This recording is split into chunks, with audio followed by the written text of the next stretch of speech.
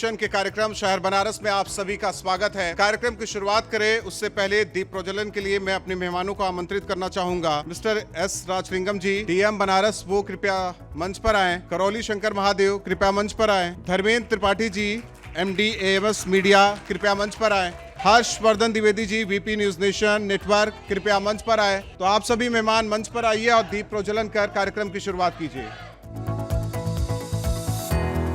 DM sir से कहूंगा, S Rajalingam sir से, कि वो आए और हमारे दर्शकों को संबोधन करें। मैं सबसे पहले न्यूज़ नेशन को और उनके पूरे टीम को ये अवसर देने के लिए मैं धन्यवाद देना चाहता हूँ। जब ट्रांसफॉर्मिंग काशी की अगर बात करते हैं तो काशी के बारे में तो कोई किसी को बताने की ज़रूरत नहीं है। ये सांस्कृतिक राजधानी रहा, धार्मिक राजधानी भी रहा। रोड इंफ्रास्ट्रक्चर के साथ साथ रेल इंफ्रास्ट्रक्चर की अगर बात करें, जो स्टेशन को आधुनिक बनाने के साथ साथ यहाँ की जो क्षमता है उसको भी बढ़ाएं, और जो ट्रेन्स है और इम्पॉर्टेंट शहरों के लिए जो ट्रेन्स है उसकी फ्रीक्वेंसी भी बढ़ाएं। अब वंदे भारत ही, इतने वंदे भारत वाराणसी टच होके जो जाती है, ऊपर गाड़ियों की जाने का और नीचे ट्रेन का, उसकी इंफ्रास्ट्रक्चर को छोड़ी करके काशी स्टेशन का भी उसमें विकास उसमें सम्मिलित है। तो अंतर्राष्ट्रीय उड़ानें इसमें बड़ी है। ट्रैफिक के साथ साथ वहाँ एयरपोर्ट का तत्कालीन तो विस्तारीकरण हुआ था, अब वर्तमान समय उसको और विस्तारीकरण उसमें काम चल रही है। उसकी शिलान्यास भी हो चुकी है, नए टर्मिनल बिल्डिंग भी आ रही हैं और रनवे भी उसको बढ़ाया जा रहा है। और ये किसी भी इंटरनेशनल एयरपोर्ट से कम नहीं होगी। लगभग 11.5 लाख लोगों का हम आयुष्मान कार्ड दिए हुए हैं, जो 5 लाख तक का मुफ्त इलाज वो पाते हैं। तो इस तरह की काफ़ी चीज़ें हुआ है। मैं टाइम शॉर्टेज के कारण अपनी बात को यहीं विराम देता हूँ। कार्यक्रम को आगे बढ़ाते हैं और अपने अपने क्षेत्र में उत्कृष्ट काम करने वालों को सम्मानित किया जाएगा। हर्षा सर, आप भी आइए मंच पर।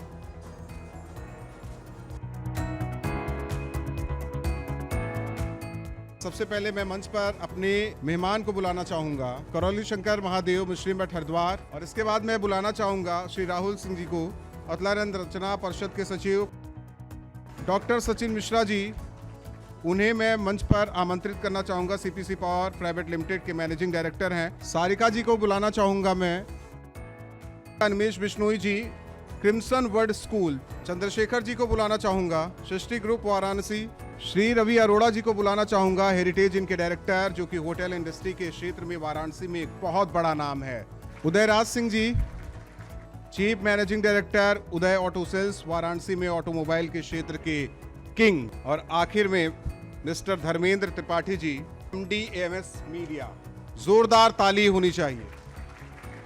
कार्यक्रम को आगे बढ़ाया और उससे पहले मैं Dharmendra Tripathi, MD AMS media को मंच पर बुलाना चाहूंगा। शहर बनारस कार्यक्रम में मैं आप सभी का स्वागत अभिनंदन करता हूं। बनारस में ऐसी महान विभूतियां हैं जिनको हम लोगों ने ऐसा सजोया कि उनको मंच से सम्मानित भी किया जा सकता है, और उन्हें सम्मानित भी किया गया है और किया जाएगा भी।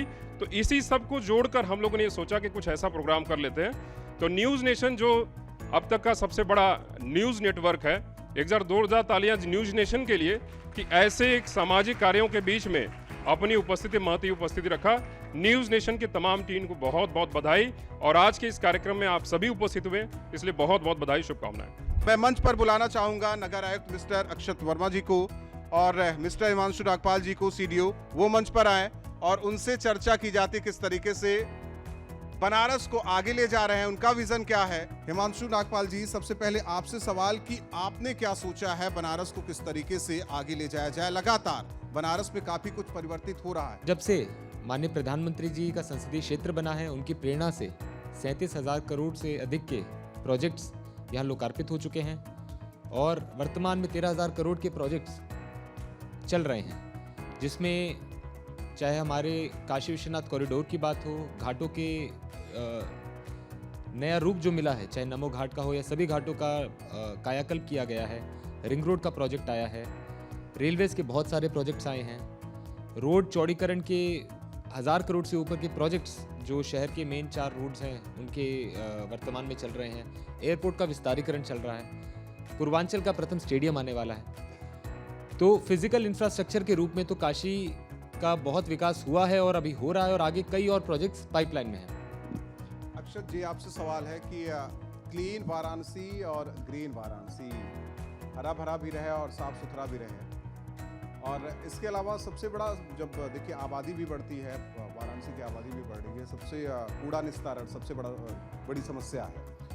आपकी नज़र में ये दो अहम चीज़ें किस तरीके से उसके लिए काम किया जा रहा है? जहाँ तक आप देखेंगे कि जो स्वच्छ भारत की रैंकिंग्स होती हैं, स्वच्छता रैंकिंग्स होती हैं, उसमें भी हम नित्य प्रतिदिन सुधार करते रहते हैं। गत वर्षों में भी हमें पुरस्कार मिले, पिछले वर्ष हमें बेस्ट गंगा टाउन का पुरस्कार मिला था। तो कहीं ना कहीं यहाँ सफाई का इंफ्रास्ट्रक्चर जो वर्ष दर वर्ष इम्प्रूव हुआ है, उसी के कारण ऐसा हुआ है। अभी जो वर्तमान में हम लोग जैसे कुछ जो स्टेप्स ले रहे हैं वो मैं हाईलाइट यहाँ करना चाहूँगा। जैसे कि आप देखते होंगे कि कूड़ा घर जो है शहर में बहुत जगह पे थे, बहुत बड़े बड़े कमरे टाइप के बने हुए हैं, उन पे हमने बाहर पेंटिंग्स तो कर रखी थी, अंदर उनमें कूड़ा भरा रहता था और वहाँ से फिर वो ट्रांसफ़र होते थे। बहुत सी जो हमारा प्रोसेसिंग प्लांट है करसड़ा में, वहाँ उसको ले जाया जाता था। तो वो व्यवस्था हम लोग धीरे धीरे बंद कर रहे हैं। हमने G20 के टाइम पे नगर निगम की टीम ने जो है 7 ऐसे कूड़ा घर थे जिनको हमेशा के लिए बंद कर दिया, विलोपित कर दिया। साथ ही साथ घाट पे जो आप देखते होंगे, घाट की सफाई के लिए हमने रेगुलर 500 सफाई कर्मी अलग से उनको डिप्लॉय कर रखा है। इसमें और इजाफा किया जा रहा है। कुंभ के दृष्टिगत भी लगभग 250 लोग और उसमें बढ़ाए जा रहे हैं। तो वहाँ एक रोबस्ट मैकेनिज्म हम डेवलप कर रहे हैं कि भाई घाट पे कभी भी कोई गंदगी या कूड़ा इस तरह की स्थिति ना दिखे, क्योंकि देश विदेश से सैलानी भी यहाँ आते रहते हैं। तो तालियां नहीं रुकनी चाहिए, तालियों में कमी है। आप लोग यूथ हैं और आप देख सकते हैं किस तरीके से हमारे अधिकारी युवा, उन्होंने बनारस के बारे में विस्तार से चर्चा की।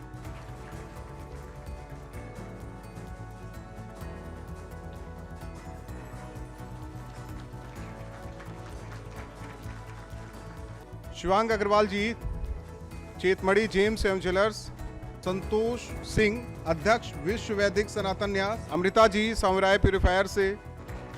कार्यक्रम को आगे बढ़ाते हैं और मंच पर बुलाते हैं करौली शंकर महादेव मिश्री मठ हरिद्वार। गुरुजी आप मंच पर आइए। और सबसे पहला सवाल गुरुजी आपसे है कि आपके भक्त कहते हैं कि आप बड़े से बड़े शारीरिक और मानसिक रोग एक दिन में ठीक कर देते हैं।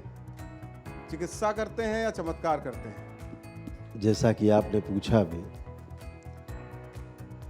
दरबार कोई चिकित्सा नहीं करता है और ना ही कोई चमत्कार करता है। दरबार में वैदिक प्रक्रिया के द्वारा लोगों की नकारात्मक स्मृतियों का नष्टीकरण होता है। यह नकारात्मक स्मृतियां ही रोगों का कारण है। ये दरबार का अनुसंधान है। जब ये नकारात्मक और रोगी स्मृतियां नष्ट हो जाती हैं तो व्यक्ति के रोग भी अपने आप ही स्वतः नष्ट हो जाते हैं।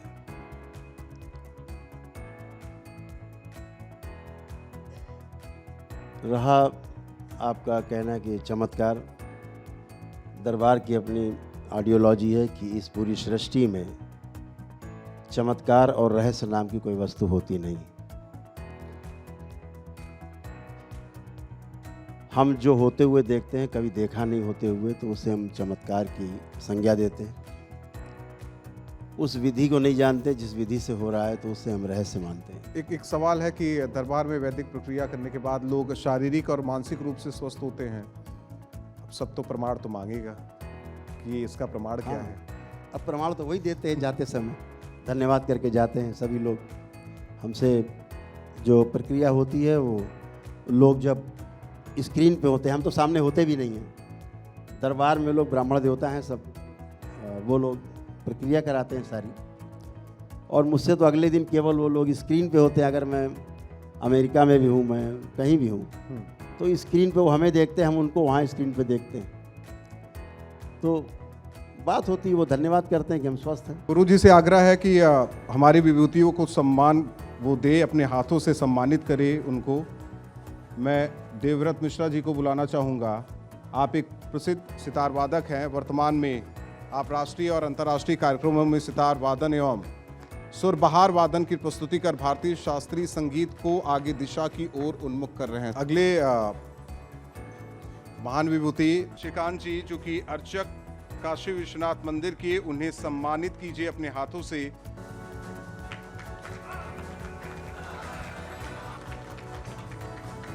मैं अब ललित उपाध्याय जी को बुलाना चाहूँगा। बनारस के ललित कुमार उपाध्याय एक भारतीय फील्ड हॉकी खिलाड़ी हैं। हालांकि आज उनकी अनुपस्थिति पर उनके पिता श्री सतीश उपाध्याय जी को मंच पर बुलाना चाहूँगा। इसके बाद मैं सुनील विश्वकर्मा जी को बुलाना चाहूँगा, वो मंच पर आएँ। भगवान राम का चित्र बनाने वाले हमारे शहर से महात्मा गांधी काशी विद्यापीठ में HOD भी हैं। डॉक्टर नीरजा माधव जी सर्वोच्च महिला नागरिक सम्मान से उन्हें सम्मानित किया गया। नारी शक्ति पुरस्कार 2020-21 में राष्ट्रपति द्वारा उन्हें सम्मानित किया गया। पंडित दिवाकर द्विवेदी जी को मैं मंच पर बुलाना चाहूँगा। अगले सेशन की शुरुआत करते हैं। सबसे पहले मेहमानों का परिचय करवा देते हैं। राहुल सिंह जी अतुलानंद रचना परिषद के सचिव, पूर्वांचल प्राइवेट स्कूल एसोसिएशन अध्यक्ष, सेवा भारती काशी प्रांत के अध्यक्ष और समाजसेवी हैं। जोरदार ताली उनके लिए। सचिन मिश्रा जी पर्यावरणविद हमारे साथ मंच पर मौजूद हैं। और इसके अलावा सारिका श्रीवास्तव जी हैं, डायरेक्टर अशोका इंस्टीट्यूट। सबसे पहले राहुल सिंह जी, आपसे सवाल है कि आप किस तरीके से देख रहे हैं बदलते बनारस को और शिक्षा के क्षेत्र में? हमारे वेदों शास्त्रों में जो कुछ हमें दिया है उसका अगर दशांश भी पुनः वापस स्थापित कर लें गुरुजी जैसे महान संत लोग, तो काशी शिक्षा में अग्रणी हो सकती है। कहने के लिए 6 विश्वविद्यालय हैं, लेकिन विश्वविद्यालयों में क्या स्थिति है, बच्चों के नंबर किस तरह दिए जा रहे हैं, उनकी कॉपी कौन जांच रहा है, संस्कृत का अध्यापक अंग्रेजी की कॉपी जांच रहा है, ऐसी स्थिति में सुधारने का प्रयास तो वर्तमान सरकार कर रही है जी, लेकिन वो अभी बहुत हद तक उसमें काम किया जाना बाकी है।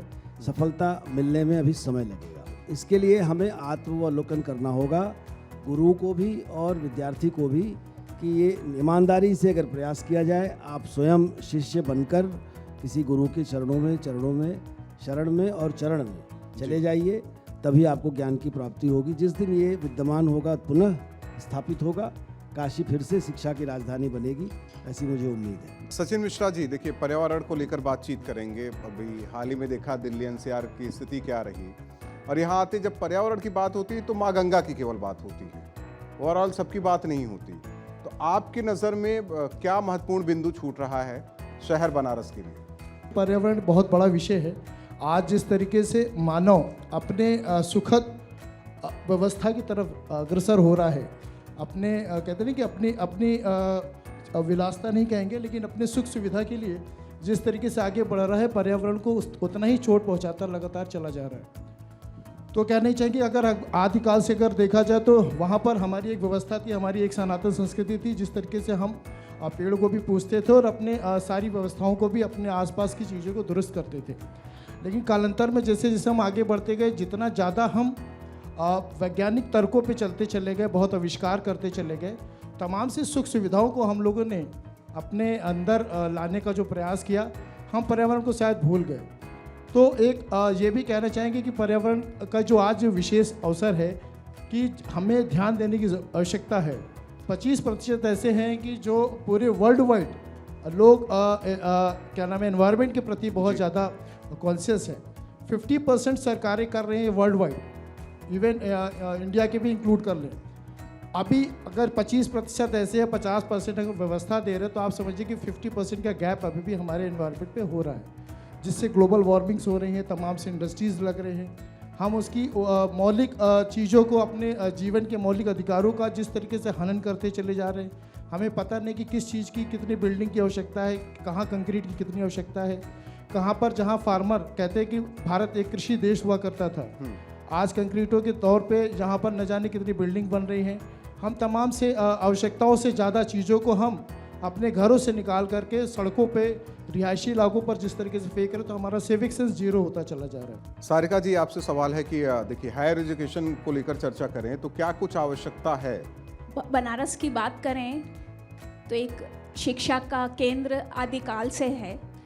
अब ज़रूरत है कि हम मानवीय मूल्यों की शिक्षा के साथ साथ हमारे छात्र छात्राओं को, युवाओं को आधुनिक तकनीकियों से भी अवगत कराएं, उनको सक्षम बनाएं।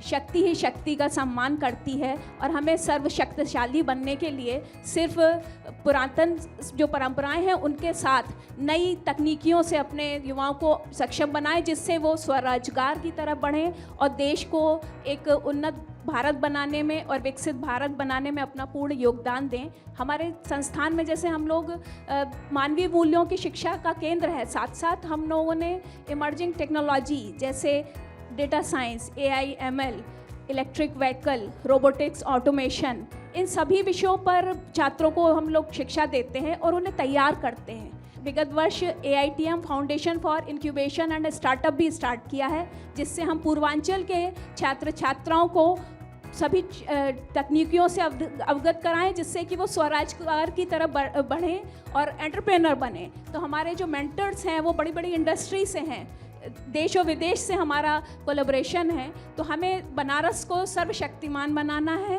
कि हमारे छात्र यहाँ रह के हमारे लोगों का, हमारे देश का, हमारे क्षेत्र का उत्थान करें। अगले पैनल में अपने मेहमानों से चर्चा करें, लेकिन उससे पहले परिचय करवा देते हैं। हमारे साथ मौजूद हैं श्रीकांत मिश्रा जी, काशी विश्वनाथ मंदिर अर्चक हैं वो काशी विश्वनाथ मंदिर के, और संतोष सिंह जी, विश्व वैदिक सनातन न्यास, और डॉक्टर नीरजा माधव जी जो कि साहित्यकार हैं, डॉक्टर सुनील विश्वकर्मा जी, अध्यक्ष ललित कला एकेडमी। चारों मेहमानों का हमारे मंच पर स्वागत है। और शुरुआत संतोष जी आपसे करना चाहते हैं।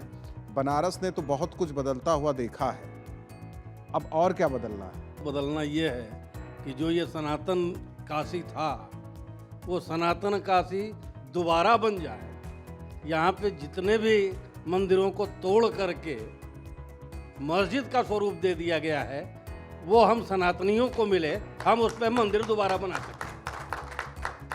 क्योंकि काशी का स्वरूप उन मंदिरों से था, उस सनातन परंपरा से था, जो काशी के गलियों में हर चौराहे पे दिखाई पड़ता था।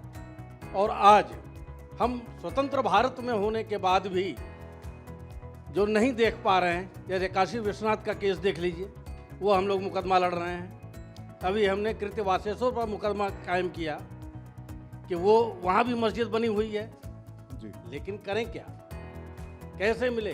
अभी सुप्रीम कोर्ट ने एक डिसीजन दिया कि जब तक वर्शिप एक्ट पर हम बहस कर रहे हैं तब तक कोई नया मुकदमा दाखिल नहीं हो, और इस पे कोर्ट भी संज्ञान लेगा कि कोई नया फैसला इस तरह का मत दे जिससे विवाद पैदा हो। श्रीकांत जी, काशी इसीलिए है क्योंकि ये काशी विश्वनाथ जी की नगरी है। पहले और अब में आपने क्या देखा अंतर? आप लगातार महादेव जी की पूजा अर्चना कर रहे हैं। जिस प्रकार से हमारे काशी के प्रिय सांसद और देश के माननीय प्रधानमंत्री ने कहा था कि काशी की पुरातनता को नष्ट किए बिना इसको नया कलेवर दे करके कैसे सजाया संवारा निखारा जा सकता है, उसका देदीप्यमान उदाहरण वर्तमान का श्री काशी विश्वनाथ परिक्षेत्र है, जो 2000 स्क्वायर मीटर में सिमटा हुआ मंदिर आज 52,000 स्क्वायर मीटर से ज़्यादा के क्षेत्रफल में दृष्टिगोचर हो रहा है। और जहां पर आने वाले असंख्य, माने अभी आपको इस साल में दर्शनार्थियों की संख्या जो है, नए साल पर 7 लाख दर्शनार्थी आकर के भगवान विश्वनाथ को दर्शन पूजन करके धन्यता का अनुभव किए हैं, कृतार्थ हुए हैं। तो आप ये समझ सकते हैं कि कितना बदल रहा है बनारस, और आने वाले समय में नित्य निरंतर अनवरत अबाध गति से प्रगति के पथ पर उन्नत और अग्रसर हो रही है काशी। डॉक्टर नीरजा जी, एक सवाल आपसे है, साहित्य और वाराणसी, बनारस को कैसे आप देख रहे हैं? एक श्लोक है, मरणम मंगलम यत्र विभूतिर यत्र भूषणम कौपीनम यत्र कौशेयम काशी के नोपमीयते। जहाँ पर मरना भी मंगल है और विभूति ही आभूषण है, और जहाँ कौपीन ही, जो कौशेय कौपीन है वही वस्त्र है, तो इस काशी की उपमा किससे दी जा सकती है? यह साहित्य भी है और यह काशी का परिचय भी है। और इस साहित्य के बिना या इस परिचय के बिना काशी को हम नहीं जान सकते हैं। हम जानते हैं कि माँ गंगा, माँ अन्नपूर्णा, दो माँओं से जो संपोषिता ये काशी है, जिसको बाबा विश्वनाथ ने अपना बनाया। उस काशी का नागरिक होने के नाते हम सब प्रणाम करते हैं। और काशी का नागरिक होने का अर्थ ही होता है कि हम ब्रह्मांड के नागरिक हैं। पूरे विश्व में राजनीतिक शासन चाहे किसी का भी रहा हो, लेकिन आध्यात्मिक शासन पूरे विश्व पर काशी का ही रहा है। तो साहित्य में भी काशी पूरे अपने ओज के साथ, पूरे अपने सौंदर्य के साथ, पूरी अपनी गरिमा के साथ वर्णित होती है। डॉक्टर सुनील विश्वकर्मा जी, अगर कहा जाए कि आपकी भाषा में शहर बनारस क्या है? काशी बहुत प्राचीन काल से ही चित्रकला से प्रेरित रहा है और यहाँ बहुत से ऐसे चित्रकार हुए जो पीढ़ी दर पीढ़ी आज भी उस चित्रकला को निभा रहे हैं और उसमें कार्य कर रहे हैं। लेकिन कुछ कलाएं जो है वास्तव में कुछ कारणों से गायब होती चली गई, जिसमें भित्ति चित्रकला थी, जिसमें यहाँ का एक कुम्हार लोग भित्तियों पर चित्र बनाते थे शादी विवाह में और मांगलिक अवसरों पर, घरों के ऊपर। शायद घर में आजकल पक्के पेंट लगने लगे और वो चित्र नहीं बनवाने लगे लोग, क्योंकि हर साल वो चित्र बनते थे, हर साल पुताई हो जाती थी और फिर नए चित्र बनते थे और हर मांगलिक अवसर पर वो चित्र बनाए जाते थे। आज उन चित्रों की पीढ़ी समाप्त होती चली गई है। आज उस पर रिसर्च भी हो रहा है कि वो परंपरा, वो शैली किस प्रकार से, काशी शैली की जो चित्रकला थी वो किस प्रकार से लाई जाए। आज जरूर ये है कि पुनः काशी उस भित्ति चित्रकला के रूप में उभर रही है और काशी में जगह जगह दीवार पे चित्र बन रहे हैं कलाकारों के माध्यम से। बहुत बहुत धन्यवाद आप मेहमानों का हमारे मंच पर आने के लिए और अपनी बातें शेयर करने के लिए, शहर बनारस के बारे में बात करने के लिए। और इस सेशन को यहीं ख़त्म करते हैं।